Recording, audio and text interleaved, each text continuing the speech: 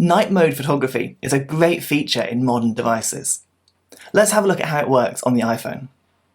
And while you're here, if you find this tip helpful, please do subscribe down below. There are loads more videos for your iPhone and your iPad just waiting for you on my channel. Night mode essentially works by keeping the camera's shutter open for longer, to let more light in. That means that a picture that would normally come out really dark actually can become a lot brighter. Here are some examples using night mode off, a 3-second exposure, a 10-second and a 30-second exposure. You can see just what a difference night mode can make. So here's how it works.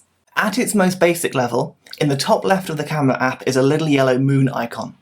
When it gets dark and night mode becomes a possibility, the moon will light up yellow. That means it's automatically enabled, and when you press the shutter button, you'll get on average a 2 or 3-second exposure without having to do anything at all. Along the bottom you can see that progress bar moving, and when it gets to the end your photograph will be captured. Now when you tap on that moon icon, you get the night mode controls at the bottom of your screen. You can lob that slider one way or the other to either increase the exposure length or to turn it off completely. If I turn it off, this is a photograph that I would get in that same scene without moving the camera. You'll notice obviously it's a lot darker because, well, it's nighttime. If I move that slider the other way for a maximum exposure of 10 seconds, the picture will be brighter again because more light is being let in. But you need to hold your phone really still for this to work. Don't worry if you do move though, because you'll get a little crosshair on the screen, and as long as you line it back up again, the iPhone camera will calculate what was happening, and your picture won't come out blurry at the end. The last thing you can do to really improve your night mode photography is to use a tripod. Now when the iPhone is static in a tripod, the camera will work that out, and it will give you a far greater length of exposure times. For example, I can now do a 30-second exposure on this picture.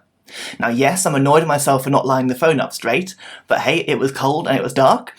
But I'm now getting a 30-second exposure of that scene, and you'll see just how bright and colourful that picture is. Comparing all 4 photographs, it's really striking how effective night mode is in bringing in more light and more colour into your dark photography. One final tip is to try and avoid taking a photograph where you've got a single bright light source in amongst the darkness, because that will quickly become overexposed on a long exposure. This works best when you've got an equal level of lighting across your whole scene, no matter how dark it is, because then the camera can balance the lighting perfectly.